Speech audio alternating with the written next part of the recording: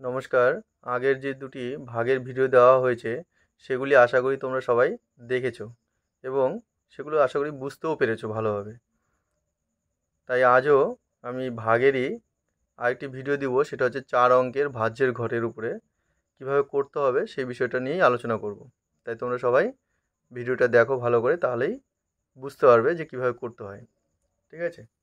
তো আমি এই অভ্যাসমালা 25-এরই যে 8 নম্বর যে অঙ্কটা আছে সেই অঙ্কটা নিয়েই আলোচনা করব। ঠিক আছে? তো 8 নম্বর অঙ্কটার মধ্যে বলছে 1012, একে 8 দিয়ে ভাগ করতে বলেছে। ঠিক আছে? তো এই সংখ্যাটার মধ্যে আমাদের ভাজ্য যেটা সেটা লিখে নেব আমরা।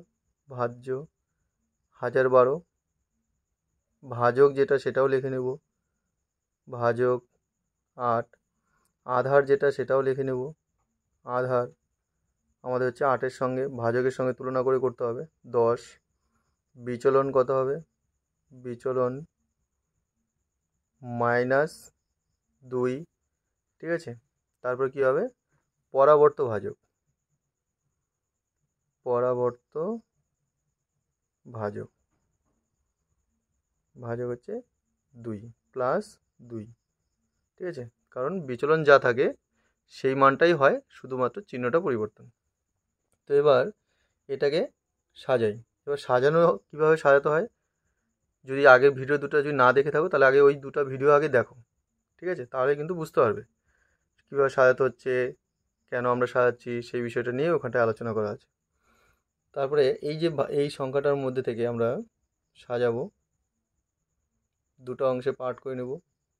পার্ট করার পর এখানটা ভাজক যেটা আছে সেটা লিখবো 8, পরাবর্ত ভাজক যেটা আছে, পরাবর্ত ভাজক কত আছে? 2। তাহলে পরাবর্ত ভাজক 8-এর নিচে লিখবো 2। ঠিক আছে? তারপর আমরা কি করব, এই যে ভাজ্যের যে এককের ঘরটা আছে সেই এককের ঘরটা ডান দিকে লিখব, আর বাকি যে সংখ্যাটা থাকলো 101 সেটা আমরা মাঝখানের ঘরটাতে লিখব। ঠিক আছে? এবার এই ভাজ্যের ঘরের মাঝখানে যে লিখছি যে সংখ্যাটা মানে 101, সেই 101-এর বাঁ দিকের যে সংখ্যাটা আছে মানে 1 আছে বাঁদিকে, সেই 1টা আমরা নিচে নামিয়ে নেব ভাগের যে ঘরটা সেই ঘরটাতে। ঠিক আছে? তো নামিয়ে নিলাম। এবার নামানোর পর এই যে পরাবর্ত ভাজক, এই পরাবর্ত ভাজকের সঙ্গে এই ভাগফলের যে 1 পেলাম বা নামালাম সেই একটা গুণ করব। গুণ করে যা হবে সেটা এই শূন্যের নিচে লিখব। তাহলে 2 আর 1 গুণ করলে 2, মানে 1-এর সাথে 2 গুণ করলে হচ্ছে 2, তাহলে শূন্যের নিচে লেখো 2। ঠিক আছে? তাহলে এই শূন্যর সাথে 2 যোগ করব, তাহলে যোগ করলেও 2 আসবে। শূন্যর সাথে 2 যোগ করলে 2। এবার পরের ধাপটা কি করব? পরের ধাপটা করব হচ্ছে এই যে ভাগফলের যে 2টা পেলাম সেই 2টা ভাগফলের এই 2টা আমরা এই পরাবর্ত ভাজকের সঙ্গে গুণ করব। এই ভাগফলের যে 2টা পেয়েছি সেই 2টা পরাবর্ত ভাজক যেটা আছে তার সাথে গুণ করব। তাহলে 2 আর 2 গুণ করলে কত হচ্ছে? 4। সেটা 4টা আমরা এই 1-এর নিচে লিখব, 1-এর নিচে লিখে এই দুটো যোগ করব। 4 আর 1 যোগ করলে কত হচ্ছে? 5। এইটুকু আশা করি সবাই বুঝতে পেরেছো। তাহলে আমাদের ফার্স্ট ভাগফল হচ্ছে 125 পেলাম। এবার এই যে 2 আছে পরাবর্ত ভাজক আর এখানটা যে 5 পেলাম, সেই 5-এর সঙ্গে এই 2টা গুণ করব। 5 আর 2 গুণ করলে 10, সেই 10টা এই 2-এর নিচে লিখব। ঠিক আছে? লেখার পরে কি করব? 10-এর সঙ্গে 2 যোগ করব। 10 আর 2 যোগ করলে 12। এইটুকু আশা করি সবাই বুঝতে পেরেছো। তাহলে এটা হচ্ছে ফার্স্ট ভাগফল, এটা হচ্ছে ফার্স্ট ভাগশেষ। এরপরে আমরা কি করব? ঠিক যেহেতু আমাদের ভাজকের থেকে ভাগশেষটা বড়, সেই জন্য আমরা কি করব? এটাকে আবার ভাগ করতে হবে। ঠিক আছে? ভাজকের থেকে ভাগশেষটা হচ্ছে কি বড়, সেই জন্য এটাকে আবার দাগ কাটবো। দাগ কাটার পর এই 125 আছে, 125 নিচে লিখে নেব, লিখে রাখবো। এবার এই একটা আমরা এখানটা লিখব নিচে। ঠিক আছে? এই একটা নিচে লিখব, মানে ভাগশেষের বাঁদিকে যে 1 আছে সেই একটা নিচে লিখলাম। লেখার পরে এই 1-এর সঙ্গে 2 গুণ করব। 2 আর 1 গুণ করলে 2, সেই 2টা এই 2-এর নিচে লিখব। ঠিক আছে? লেখার পরে এই 2 আর 2 যোগ করব, 4। 2 আর 2 যোগ করলে 4। এই যে 1 যে আছে এই একটা 125-এর সাথে যোগ হবে, সেই জন্য আমি মাঝখানে যোগ চিহ্ন দিলাম। ঠিক আছে? বা তুমি এই একটা 5-এর নিচে লিখেও করতে পারো। তো আমি সেটা না করে আমি এখানটায় যোগ চিহ্ন দিয়ে দেখাচ্ছি। তবে কি করব, তাহলে 125 সাথে 1 যোগ করলে 126, আর এখানটায় 4, তাহলে এটা হচ্ছে ভাগফল 126 আর ভাগশেষ হচ্ছে 4। তাহলে আমাদের কি হলো, উত্তর আমাদের আসলে হচ্ছে ভাগফল 126 আর ভাগশেষ হচ্ছে 4। এটা একটা ভাগফল হলো। ঠিক আছে, এটা আমরা ভাজকের মান হচ্ছে 8 দিয়ে থাকছে সেই হিসেবে করলাম। এবার যদি ভাজকের মানটা যদি আমাদের 9 দিয়ে থাকে তাহলে কীভাবে করবো সেটাও দেখাচ্ছি। তো সেটা হচ্ছে 11 নম্বর অঙ্কটা আছে, আমরা একটু বড় দেখেই নিচ্ছি অঙ্কটা। তো 11 নম্বরে 8597, 8597 একে 9 দিয়ে ভাগ করতে বলছে। তো এই সংখ্যাটার মধ্যে ভাজ্য কোনটা সেটা লিখে নেই। ভাজ্য 8, 5, 9, 7। ভাজক লিখে নেব, ভাজক হচ্ছে 9। তারপর হচ্ছে আধার হচ্ছে আমাদের কত, 10, কারণ ভাজকের সঙ্গে আমাদের তুলনা করে করতে হয়। বিচলন কত হবে, -1। তারপরে পরাবর্ত ভাজক বা পরাবর্ত বিচলন। ঠিক আছে, তাহলে এখানটায় 1 আছে, সেই 1টা তো হবেই, শুধু চিহ্নটা আমাদের পরিবর্তন, সেটা প্লাস। সেটা প্লাস চিহ্ন দিলেও চলবে, না দিলেও চলবে। এইটুকু আশা করি সবাই বুঝতে পেরেছো। এবার এটাকে সাজাই, যেভাবে সাজানো হয় আর কি। তাহলে এখানটা ভাজক থাকবে 9, পরাবর্ত ভাজক 1 আছে, সেটা 1 9 নিচে লিখব। ভাজ্যের ঘরের যে এককের ঘরটা আছে 7, সেটা আমরা ডান দিকে লিখে রাখবো। আর মাঝখানে 8, 5, 9 লিখে রাখবো। এইটুকু আশা করি সবাই বুঝতে পেরেছো। এবার কি করব, এই যে ভাজ্যের যে মাঝখানের সংখ্যাটা আছে 859, সেই 859-এর সবার বাদিকে 8 আছে, সেই 8টা আমরা ভাগফলের ঘরে নামিয়ে দেবো বা কেটে নেব। ঠিক আছে, নেওয়ার পরে এই 1-এর সঙ্গে 8 গুণ করব। 8 1-কে 8, সেই 8 1-কে 8 গুণ করার পর যাবো সেটা 5-এর নিচে। 8 1-কে 8। ঠিক আছে, এবার 8-এর সাথে 5 যদি যোগ করি, 5 যোগ হচ্ছে 8, যোগ করলে কত হচ্ছে 13। তো আমরা এখানটা তো আর 13 লিখতে পারবো না, এখানটা আমরা কী করবো, 13-র 3টা আমরা এখানটায় লিখবো।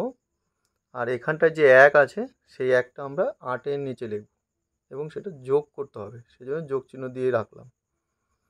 ঠিক আছে, 8-এর নিচে লিখব। তাহলে এইটুকু আশা করি সবাই বুঝতে পেরেছো। এবার একটা জিনিস খেয়াল রাখতে হবে যে আমরা এটা করলাম, এবার পরের ধাপটা যখন করতে যাব তখন এই যে 13 যে পেলাম 8 আর 5 যোগ করে, এই 13-র সাথেই কিন্তু আমাদের 1 গুণ করতে হবে পরাবর্ত ভাজকটা। তার মানে এই যে 13টা যে পেয়েছি, সেই 13টার সঙ্গেই কিন্তু আমাদের পরাবর্ত ভাজক যে 1 আছে, সেই 1টা কিন্তু আমাদের গুণ করতে হবে। গুণ করলে কত হবে, 13-র সাথে 1 গুণ করলে 13, সেই 13টা আমরা 9-এর নিচে লিখব। ঠিক আছে, 13টা আমরা কার নিচে লিখব, 9-এর নিচে। তো 13টা যদি আমরা 9-এর নিচে লিখি, তাহলে 9 যোগ হচ্ছে 13, 9 যোগ 13 করলে কত হচ্ছে 22।